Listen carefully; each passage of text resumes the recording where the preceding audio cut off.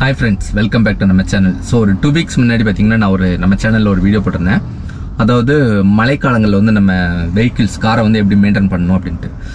So அதில் வந்து ஆரம்பத்தில் ஒரு விஷயம் சொல்லியிருந்தேன். என்ன விஷயம்னு பார்த்தோம்னா, நீங்கள் மழைக்காலத்தில் வந்து பார்க்கிங் வந்து கரெக்டாக சூஸ் பண்ணிக்கோங்க. இதுக்கு முன்னாடி மழைக்காலத்தில் அந்த இடத்துல கொஞ்சம் தண்ணி தேங்கி இருந்துச்சு அப்படின்னா தயவுசெய்து அந்த இடத்துல காரை நிப்பாட்டாதீங்க. எப்போவுமே மழைக்காலங்களில் வந்து கொஞ்சம் மேடான இடத்துல வந்து காரை நிப்பாட்டுறதுக்கு ட்ரை பண்ணுங்க அப்படின்னு ஆரம்பத்திலே சொல்லியிருந்தேன். அது தெரிஞ்சு சொன்னா தெரியாமல் சொன்னேன்னு தெரியல. அது அந்த வீடியோ போட்டு பட் அந்த வீடியோ வந்து அவ்வளோ போகலை.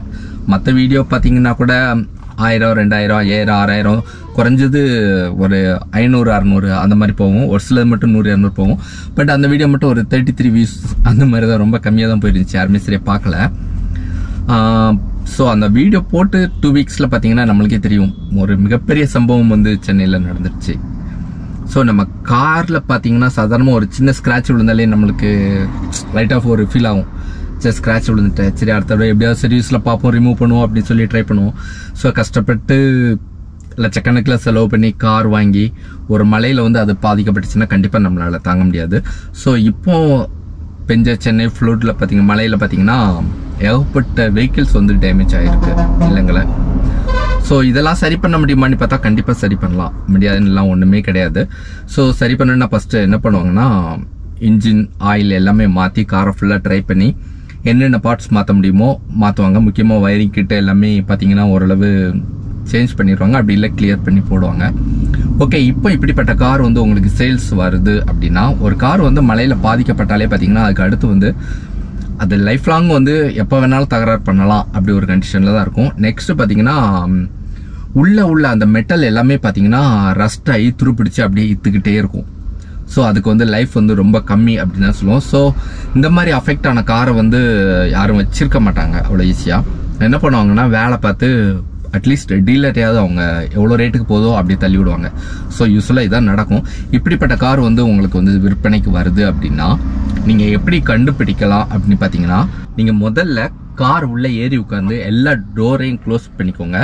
காரை வந்து ஆன் பண்ணாதீங்க, ஏசி எதுவுமே போடாதீங்க. உள்ளே வந்து பார்த்தீங்கன்னா அந்த ஈரப்பதத்தோட ஸ்மெல் வந்து உங்களுக்கு வாடை வந்து உங்களுக்கு கொஞ்சம் வித்தியாசமாக கண்டிப்பாக வரும்.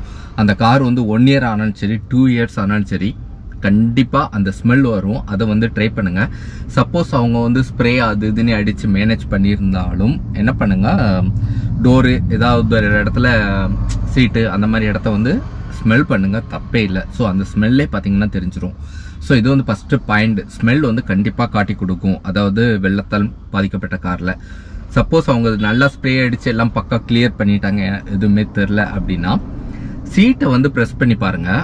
அவங்க வந்து ரொம்பலாம் வெள்ளத்தால் பாதிக்கப்பட்ட கார் அவங்க விற்கணும் அப்படிங்கிற மூடில் இது பண்ணுறப்ப வந்து ஓல்ட் சீட்டு எல்லாமே கண்டிப்பாக சேஞ்ச் பண்ணியிருக்க மாட்டாங்க. ஸோ அந்த சீட்டு வந்து ஃபுல்லாகவே ஸ்பாஞ்ச் எல்லாம் நனைஞ்சி கொஞ்சம் ஹார்டாக இருக்கும். நார்மலாக இருக்கிறத விட கண்டிப்பாக கொஞ்சம் ஹார்டாக இருக்கும். அவங்க மேக்ஸிமம் என்ன பண்ணியிருப்பாங்கன்னா, சீட்டு உரம் மட்டும் மாற்றிருப்பாங்க. அதாவது சீட்டு எல்லாமே நல்லா பக்காவாக காய வச்சு உரம் மட்டும் மாற்றிருப்பாங்க. ஆனாலும் பார்த்தீங்கன்னா அந்த குஷனில் வந்து உங்களுக்கு கண்டிப்பாக அந்த ஃபேப்ரிக்கில் வந்து உங்களுக்கு வித்தியாசம் தெரியும். ஸோ சீட்டை வச்சு கூட நீங்கள் ஈஸியாக கண்டுபிடிக்கலாம். நெக்ஸ்ட் 3வது விஷயம் என்னென்னு பார்த்தீங்கன்னா, துரு இருக்கா நீ காரில் எல்லா ஏரியாவும் கம்பல்சரியாக தேடி பாருங்க. முக்கியமாக இந்த வெள்ளத்தால் பாதிக்கப்பட்ட காரில் வந்து துருப்பிடிக்கக்கூடிய இடம் எதுன்னா, இந்த டோர் வந்து பாடியில் ஜாயிண்ட் ஆகுதுல்ல, ஸோ அந்த மாதிரி இடத்துல வந்து துருப்பிடிக்க வாய்ப்பு இருக்குது. ஏன்னா ஃபுல்லாகவே பார்த்தீங்கன்னா ஒரு ரப்பர் ஃபீடிங் கொடுத்துருப்பாங்க டோரில். அந்த ஃபீடிங் உள்ள வந்து தண்ணி இருக்கும். அவங்க என்னதான் ஹீட்டர் போட்டு எப்படி தான் காய வச்சாலும் சரி, கண்டிப்பாக ஈரப்பதம் வந்து அது இருக்கும். அந்த ஈரப்பதம் வந்து காரோட பாடியில் வந்து கீழே வந்து கண்டிப்பாக துருப்பிடிக்கும். ஸோ பாடி ஃபுல்லாகவே காரில் கீழேனாலும் நீங்கள் இன்ஸ்பெக்ட் பண்ணுங்கள், எந்த அளவுக்கு துருப்பிடிச்சிருக்கு அப்படிங்கிறத நீங்கள் நோட் பண்ணிக்கோங்க.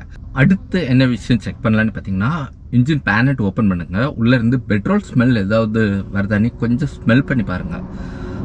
ஏன்னா அவங்க என்ன சர்வீஸ் பண்ணியிருந்தாலும் சரி, கண்டிப்பாக பெட்ரோல் யூஸ் பண்ணி கொஞ்சம் சர்வீஸ் பண்ணியிருப்பாங்க, இன்ஜின் எல்லாமே கிளியர் பண்ணியிருப்பாங்க. ஆனாலும் பார்த்தீங்கன்னா அந்த பெட்ரோல் ஸ்மெல் வந்து எப்போவுமே லைட்டாக வந்துக்கிட்டு இருக்கும். ஸோ அதை வந்து நோட் பண்ணிக்கோங்க. ஸோ இன்ஜின்லேருந்து பெட்ரோல் ஸ்மெல் வந்துச்சுன்னா கண்டிப்பாக அது வந்து அந்த வெள்ளத்தால் பாதிக்கப்பட்ட கார் அப்படின்னு நீங்கள் உறுதி பண்ணிக்கோங்க. நெக்ஸ்ட் இன்னொரு முக்கியமான விஷயம் அடுத்து என்னென்னு பார்த்தீங்கன்னா, தயவுசெய்து டெஸ்ட் ட்ரைவ் பண்ணாமல் காரை வந்து எடுக்காதீங்க. ஸோ கம்பல்சரி டெஸ்ட் ட்ரைவ் பண்ணி பாருங்கள். இன்ஜின் சவுண்டு எதுவும் வித்தியாசமாக இருக்கான்னு பார்த்துக்கோங்க. ஏன்னா அவங்க என்னதான் இன்ஜின் வந்து ஓவரால் ஃபுல்லாக சர்வீஸ் பண்ணியிருந்தாலுமே பார்த்தீங்கன்னா கண்டிப்பாக சவுண்டு வித்தியாசம் வந்து இருக்கும். அதுக்கு முன்னாடி வந்து நீங்கள் என்ன கார் பார்க்க போகிறீங்களோ அதே கார் உங்கள் சர்க்கிள் யார்ட்டையாவது இருந்தால் அதை ஸ்டார்ட் பண்ணி பார்த்துக்கோங்க. சேம் சவுண்டு இருக்கான்னு பார்த்துக்கோங்க. அப்படி இல்லை மெக்கானிக்கை வச்சு இன்ஜின் சவுண்டு வந்து கரெக்டாக இருக்கான்னு பார்த்துக்கோங்க. ஸோ அதை வச்சும் பார்த்தீங்கன்னா வெள்ளத்தால் ஆன பாதிக்கப்பட்ட கார் வந்து பார்க்கலாம். இன்னொரு முக்கியமான விஷயம் நான் ஃபஸ்ட்டே சொல்லியிருந்தேன். கண்டிப்பாக அந்த மழை நீர் வந்து அது 1 மாதம் 2 மாதம் அவங்க வெயிலில் போட்டு காய வச்சுருந்தாலும் சரி, இந்த ஃபீடிங் இருக்குல்ல காரில் உள்ள எல்லா ஃபீடிங்லேயும் பார்த்தீங்கன்னா உள்ளே வந்து லைட்டாக இருக்கும், அது துருப்பிடிச்சிக்கிட்டே இருக்கும். ஸோ முடிஞ்சால் அதை பாருங்கள். அப்படி இல்லை அந்த ஸ்மெல்லே வந்து உங்களுக்கு ஓரளவு தெரிஞ்சிடும். ஓகே, அடுத்து முக்கியமாக பார்க்க வேண்டிய விஷயம் என்னென்னு பார்த்தீங்கன்னா ஓவரால் எல்லா லைட்டும் பாருங்கள். உள்ளே வந்து அந்த ஃபோக் இருக்கா அப்படின்னு பார்த்துக்கோங்க. அதாவது சின்ன ட்ராப்ஸ் இருந்தாலுமே பார்த்தீங்கன்னா அந்த லைட்டு ஃபுல்லாக ஒரு மாதிரி நீர்ப்படி இந்த மாதிரி இருக்கும். ஸோ அது வந்து இருக்கான்னு பார்த்துக்கோங்க. ஃப்ரண்ட் ஹெட்லைட்டு அது வந்து கண்டிப்பாக அவங்க ஏர் ஏதாவது அடித்து கண்டிப்பாக எல்லாத்தையும் கழட்டி கிளியர் பண்ணியிருப்பாங்க. ஆனாலும் செக் பண்ணிக்கோங்க, இருக்க வாய்ப்பு இருக்குது. பின்னாடி டெய்ல் லேம்ப் முக்கியமாக பார்த்தீங்கன்னா மேலே இந்த டாப்பில் ஃப்ரண்டில் உள்ளே கொடுத்துருப்பாங்கல்ல இந்த லைட்டு. ஸோ இந்த லைட்டையும் வேணால் பார்த்துக்கோங்க. பேசஞ்சருக்கு பின்னாடி ஒரு லைட் இருக்கும், அப்புறம் டிரைவர் சீட்டுக்கு மேலே ஒரு லைட் இருக்கும். ஸோ பாடியில் இந்த லைட்லேயும் பார்த்தீங்கன்னா ஏதாவது அந்த பனி படர்ந்த மாதிரி ஒரு இது இருக்கும்ல, நீர்த்து விலைகள் வந்து லைட்டாக மறைச்சிருக்கும். அப்படி இருக்கான்னு பார்த்துக்கோங்க. முக்கியமாக இந்த லைட்டில் வந்து மேலே வந்து இருக்க வாய்ப்பு இருக்குது. ஸோ இதை வந்து பக்காவாக செக் பண்ணிக்கோங்க. இருந்துச்சுன்னா உங்களுக்கு வந்து கண்டிப்பாக அது வெள்ளத்தால் பாதிக்கப்பட்டதுன்னு முடிவு பண்ணிக்கோங்க. ஓகே, அடுத்து வந்து இன்னொன்று பார்த்தீங்கன்னா காரை ஸ்டார்ட் பண்ணி ஒயரிங் எல்லாமே பக்காவாக இருக்கான்னு பார்த்துக்கோங்க. அதாவது எல்லா சிக்னலும் பார்க்கிங் லேம்ப் அந்த மாதிரி எல்லாமே, next indicator, headlight, break light, எல்லா லைட்ஸ் எல்லாமே பக்காவாக ஆன் பண்ணி பாருங்கள். ஸோ எல்லாமே கரெக்டாக இருக்கான்னு பார்த்துக்கோங்க. ஸோ அதுலேயும் சின்ன ஃபால்ட் இருந்தால் கூட கெஸ் பண்ணிக்கலாம் இது வந்து சம்திங் ஏதோ ஆயிருக்கு அப்படின்ட்டு. ஓகே, நெக்ஸ்ட்டு அடுத்து இன்னொரு முக்கியமான விஷயம் என்னென்னு பார்த்தோம்னா ஏசி வெண்ட்டில் அவங்க ஏதாவது ஸ்ப்ரே ஏதாவது வச்சுருந்தாங்கன்னா எடுத்துகிட்டு ஏசி ஆன் பண்ணி பாருங்கள். கூலிங் எப்படி வருது அப்படி செக் பண்ணிக்கோங்க. நெக்ஸ்ட் வந்து ஏசியிலேருந்து ஏதாவது ஸ்மெல் வருதா அப்படின்னு பார்த்துக்கோங்க. ஸோ அந்த ஸ்மெல் கூட காட்டி கொடுக்கும். ஸோ இதேமாரி நிறைய விஷயங்கள் இருக்குது. ஸோ நல்லா கூர்ந்து ஒவ்வொரு பார்ட்ஸாக பாருங்கள். ஸோ ரஸ்ட்டு ஸ்மெல்லு எல்லாத்துக்குமே ஃபுல்லாக தரவாக செக் பண்ணிக்கோங்க. செக் பண்ணிட்டு கண்டிப்பாக கார் எடுங்க, ஒன்றும் பிரச்சனை இருக்காது. வெள்ளத்தால் பாதிக்கப்பட்ட கார் அப்படின்னு தெரிஞ்சதுன்னா தயவு செய்து நீங்கள் அவாய்ட் பண்ணுங்க அப்படின்னு தான் நான் சொல்லுவேன். ஏன்னா அதனோட பாடி லைஃப் வந்து கண்டிப்பாக கம்மி. ஓகே ஃப்ரெண்ட்ஸ், மீண்டும் அடுத்த ஒரு நல்ல வீடியோவில் உங்களை மீட் பண்ணுறேன். அது வரைக்கும் ஸ்டே பிளஸ்ட்.